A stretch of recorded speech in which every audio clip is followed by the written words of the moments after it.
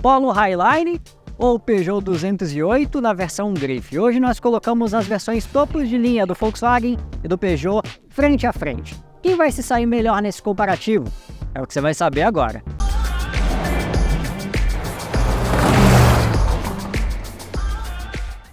Dois hatches, motor 1.0 turbo nas versões topo de linha de cada um. Hoje colocamos Polo Highline e 208 Grife frente a frente. Quem vai sair o melhor nesse comparativo? Se você está curioso para saber, já deixa o like aqui embaixo. E se você é daqueles que gosta de comparativos detalhados, saber detalhes de automóveis, pontos positivos e negativos, eu te convido a fazer parte da nossa comunidade. Para isso, é simples, é só se inscrever aqui embaixo no canal.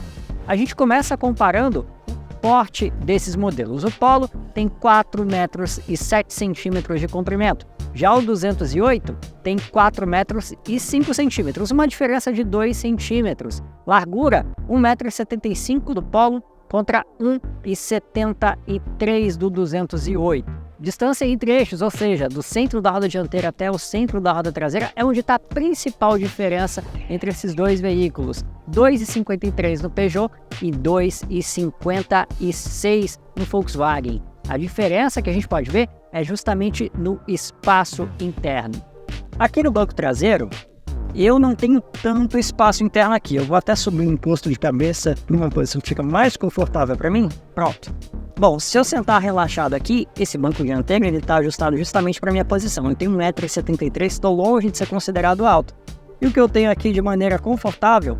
Bom, eu tenho 4 dedos do meu joelho até o banco dianteiro. Aqui embaixo a situação piora, eu tenho 3 dedos. Realmente não é uma situação tão confortável, está longe de estar apertado, é claro, mas em comparação a outros modelos como o HB20 e Polo, o 208 ele fica atrás. O túnel central é muito elevado, então quem for aqui vai realmente precisar disputar espaço para as pernas aqui com quem vai do lado. Se eu colocar o meu pé aqui em cima, olha como o meu joelho fica inclinado e eu ainda tenho que direcionar os pés para fora para conseguir alocar aqui, então não é uma boa. E ainda tem um trilho do banco aqui empatando a minha vida, então eu realmente preciso disputar espaço para as pernas com quem vai do lado. Bom, aqui atrás do Polo, eu particularmente sentado de uma maneira confortável, tenho quase um palmo aberto dos meus joelhos até o banco dianteiro. Vale relembrar que esse banco aqui está ajustado conforme eu dirijo, mas o espaço que eu tenho aqui, tanto dos joelhos quanto das canelas para o banco dianteiro, é considerável. Eu estou bem confortável aqui. Quem for no meio vai ter que dividir as pernas, uma para cada lado do túnel central. Realmente não é confortável aqui, não tem espaço para manter as pernas aqui em cima. E ainda tem os trilhos dos bancos, então você vai, pelo menos a parte ali mais próxima dos dedos, você vai precisar colocar uma para cada lado do trilho aqui dos bancos dianteiros. Em espaço interno, sem dúvidas, quem leva é o Volkswagen Polo. E já que a gente também está falando de dois carros com motor 1.0 turbo, a gente não pode deixar de falar de desempenho. Vamos começar pelo Polo, com motor 170 TSI aqui, um motor de 116 cavalos no etanol e 109 na gasolina. Associado a ele, uma transmissão automática de 6 velocidades. Bom, falando a respeito do comportamento do Polo, a gente pode dizer que o motor 170 TSI é suficiente para ele. O desempenho é correto, é justo. Você não vai passar aperto e ultrapassagens, por exemplo, e nem nas retomadas na cidade. Mas uma coisa que você consegue sem dúvidas notar é o delay muito grande do acelerador. Você pisa e ele realmente demora a responder. É uma questão eletrônica. Isso é uma coisa que até certo ponto incomoda. Principalmente se você estiver numa retomada, estiver saindo de uma esquina e precisar sair rápido, você vai realmente notar essa demora na resposta. O câmbio tem um modo Sport, que basta você puxar a alavanca para trás e ali no quadro de instrumentos ele já vai mostrar o S ao lado da marcha engatada, que é para te indicar que está no modo Sport. Se eu quiser, ainda posso jogar a alavanca para o lado e fazer a troca de marchas manualmente, tanto aqui pela alavanca quanto pelas borboletas atrás do volante. Já no Peugeot, o motor 1.0 turbo de origem Fiat, por aqui 125 cavalos na gasolina e 130 no etanol. Também 20,4 kgfm de torque. Se liga aí no desempenho dele.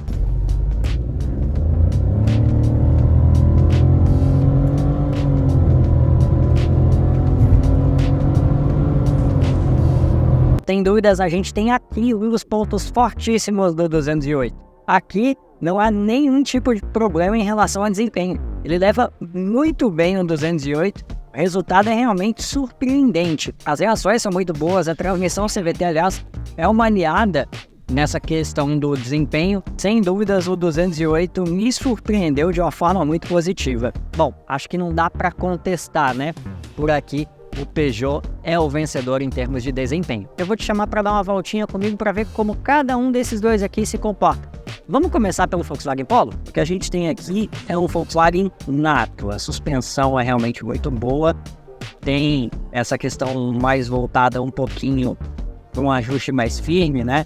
Não prejudicando a dirigibilidade, muito pelo contrário, ainda a favor da dirigibilidade, mas o ajuste conseguiu um meio termo interessante entre conforto e também estabilidade. Você tem uma visão boa, não tem tantos pontos cegos assim, apesar da coluna B ser bem larga. Ele tem sensores de estacionamento, tanto na dianteira quanto na traseira. Não raro, você vai se aproximar de um obstáculo ali, andando normalmente, e vai aparecer um polo aqui visto de cima na central multimídia te alertando exatamente onde esse possível obstáculo está. Os retrovisores eles oferecem uma boa visibilidade do que acontece aqui do lado. Outra coisa que eu gosto muito é o retrovisor fotocrômico. Eu tenho astigmatismo, então luz me incomoda muito.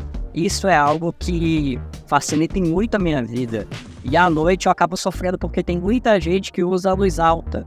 Ou então tem faróis desregulados, né? E aí acaba batendo no retrovisor, voltando aqui no olho. E o retrovisor fotocrômico acaba, sem dúvidas, amenizando a minha situação. Outra coisa que eu gosto muito é que ele também tem o sensor crepuscular, né? Ele tem aqui o modo automático nos faróis. Seleciono na chave aqui na lateral. Se tiver escuro, ele acende. E se tiver claro, ele mantém apenas o LED. Assim como também o sensor de chuva. Começou a chover, o limpador de para-brisa funciona sozinho. E sem dúvidas, são tecnologias que ajudam muito o motorista, tornam a vida aqui muito mais cômoda. A função de um toque na seta, ela pisca apenas 3 vezes. Do meu ponto de vista, 5 seriam o ideal. Uma coisa que eu confesso que eu noto a ausência, até por se tratar de um modelo topo de linha, é justamente o alerta de ponto cego. E outra coisa que realmente é incômoda é essa questão do creeping, né? Que é aquele arrasto quando você solta o pé do freio e o carro tá com o câmbio na posição D. Ele é acelerado demais em algumas situações. Na hora de manobrar, isso fica chato. Sem contar que ele para de repente. Você tá fazendo uma manobra, tá com o pé bem leve ali no freio, o carro simplesmente para. Não sei se uma atualização de software, por exemplo, pode corrigir isso, mas é algo um tanto cômodo no meu ponto de vista. Se a gente for falar de dirigibilidade, o 208 ele tem muitas coisas legais, alguns bons equipamentos eletrônicos, como o assistente de manutenção de faixa, que acaba corrigindo se você invade a faixa lateral, ele acaba puxando o volante do carro. Algumas outras questões muito interessantes, como por exemplo, a leitura de placas. Toda vez que eu passo por uma placa na velocidade da via, ele aponta aqui no painel para mim qual é a velocidade logo acima do velocímetro, né? Que é digital. Então, essa é uma das questões que ajuda e muito aqui em termos de dirigibilidade.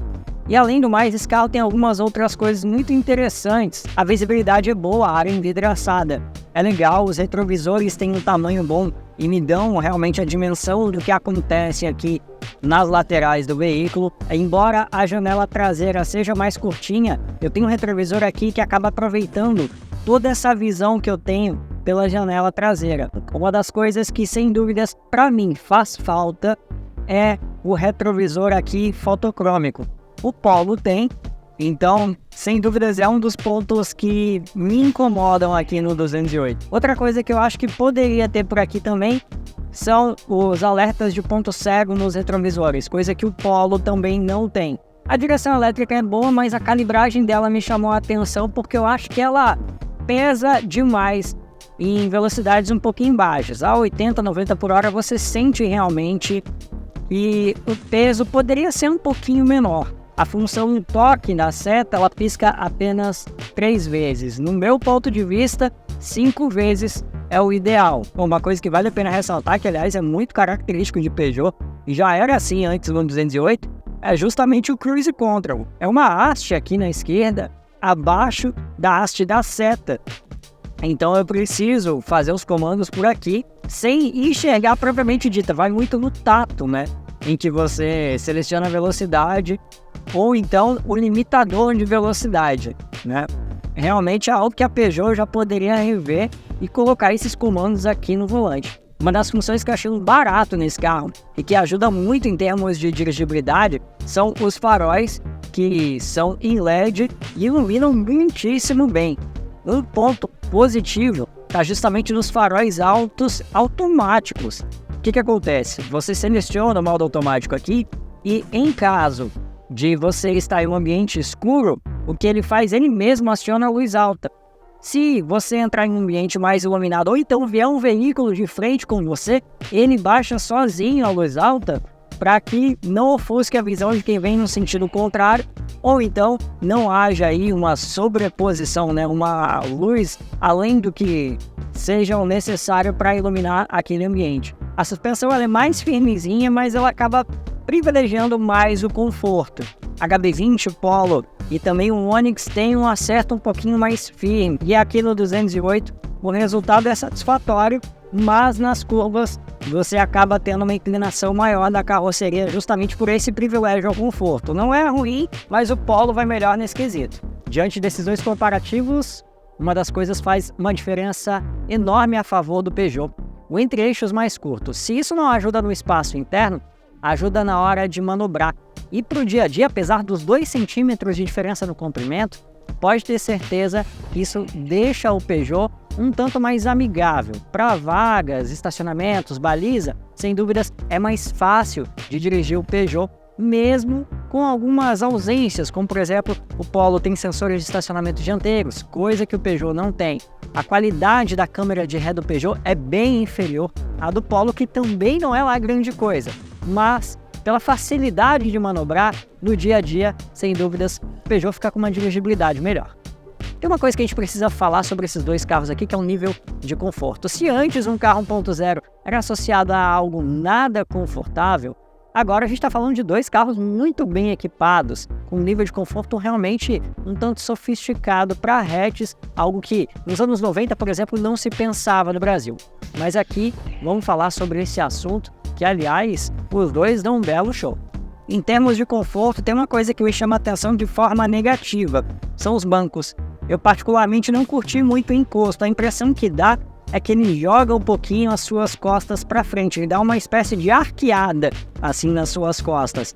Mesmo assim, ele tem abas laterais boas e que seguram bem nas curvas, principalmente se você quiser explorar um pouquinho mais o que o 208 tem a te oferecer. O ar-condicionado é um pontaço positivo em termos de conforto. Ele gela muito rápido e ainda tem um botão aqui que você consegue usá-lo na potência máxima. É ideal para aqueles dias mais quentes, como hoje, por exemplo, que você deixou o carro parado um pouquinho no sol. Como ele tem banco de couro, isso acaba aumentando muito a sensação de calor para quem está aqui dentro. Em termos de conforto, bom, vamos começar falando dos bancos. Eles são confortáveis, mas uma coisa que eu confesso não gostar muito é essa questão do encosto de cabeça integrado ao encosto de costas. Sim, é uma economia. Por essa questão de economia, acaba prejudicando justamente a ergonomia. Eu acabo tendo que jogar muito meu pescoço para trás aqui para ficar encostadinho de fato. Eu acabo ficando numa posição um tanto artificial. É desconfortável se eu ficar assim? Não, mas é artificial. O ar-condicionado automático deixa tudo muito confortável. Eu posso escolher a temperatura que eu quero e ele vai atingir e manter essa temperatura. O isolamento acústico é competente. Pouco ruído entra aqui, eu tô a 100 por hora, vem pouco ruído de vento.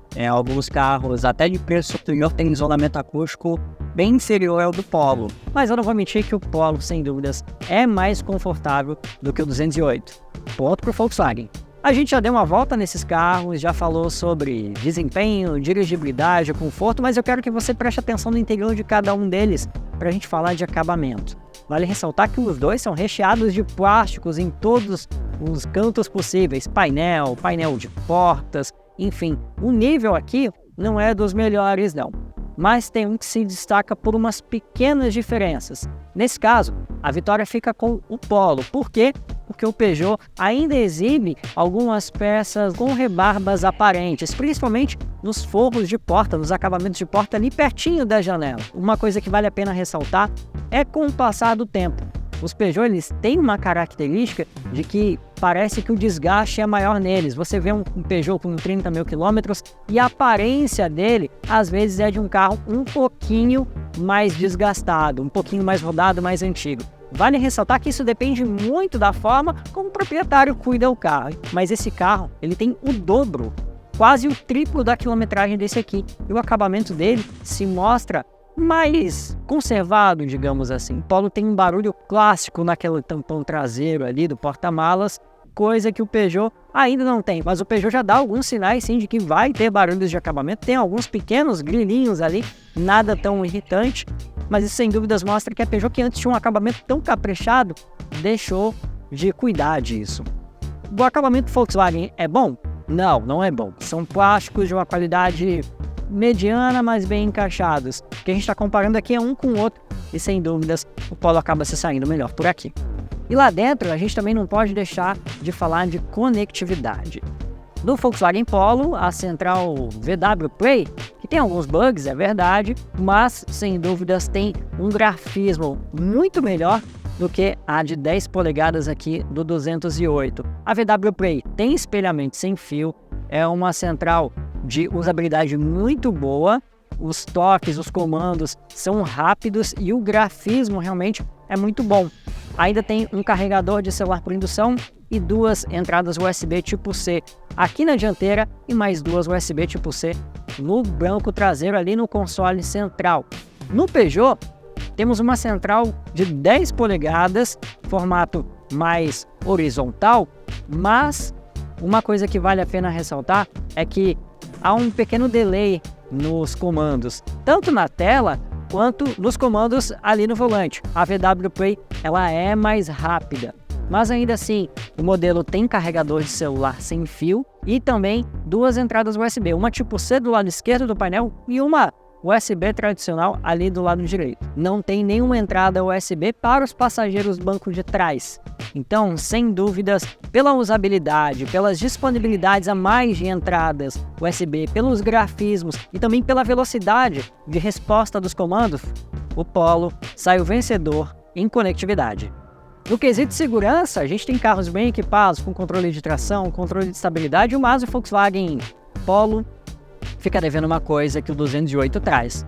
No Polo, 4 airbags, os 2 frontais obrigatórios e os 2 laterais, enquanto no 208, 6 airbags, os 2 frontais, 2 laterais e também 2 de cortina. O 208 sai o vencedor por aqui. Outra coisa que vale destacar é o nível de equipamentos. Os dois oferecem uma série de itens de conforto e conveniência, mas o 208 se destaca além dos 6 airbags. O teto panorâmico, controle de manutenção de faixa, farol alto automático e alerta de colisão são itens que, sem dúvidas, fazem a diferença a favor do hatch francês. Bom, a gente também não pode deixar de falar de consumo de combustível. Para quem quer um carro 1.0 turbo, com certeza isso é algo importante. Eu tô com minha colinha aqui com os dados do programa de etiquetagem do Inmetro e a gente tem números muito parecidos. Um se destaca na cidade e o outro na estrada, exatamente. O 208, ele se destaca na cidade com médias de 8,8 no etanol e 12,5 na gasolina. Já o Polo na cidade faz 8,4 no combustível vegetal e 12,1 na gasolina. Já na estrada, o Polo é mais econômico, fazendo 10,5 no etanol e 14,9 na gasolina. O 208 faz 10 por litro e 14,1 na estrada. Mas, em termos de economia, a pontuação fica para o 208. Por quê? Porque vale ressaltar que são carros de propostas urbanas, né? Apesar de poderem ser utilizados nas estradas, o principal foco desses carros aqui está na cidade. Então esse fica como critério de desempate e o 208 ganha por aqui. A gente também não pode deixar de falar de porta-malas aqui nesse comparativo. Vale ressaltar que, apesar dos dois terem dimensões parecidas e entre-eixos diferentes, o Polo tem entre-eixos 3 centímetros maior, a diferença do porta-malas também é substancial. Vou começar falando do porta-malas do Peugeot, que pode ser aberto aqui pela chave, canivete, ou então por um botão aqui na parte de baixo dessa barra. Por aqui um acabamento bem caprichado, mas apenas 265 litros de capacidade. Você consegue ver que as formas são bem geométricas, mas ainda assim um tanto diminutas. Por aqui, realmente, a capacidade de carga não é o ponto forte do Peugeot. No Volkswagen, a chave serve para abrir a tampa do porta-malas ou então um botão, um comando lá na central multimídia VW Play. Por aqui realmente não tem como abrir. E o que a gente pode ver é um porta-malas significativamente maior. Você consegue ver no olho que ele realmente é maior. 300 litros de capacidade, mesma medida, por exemplo, de Argo e também HB20. Portanto, referência no segmento. Então, sem dúvidas, o que a gente pode esperar aqui é uma pontuação para o Polo. Então, diante desses 10 itens avaliados, nós temos um empate, 5 para o Polo e 5 para o 208. Mas e você?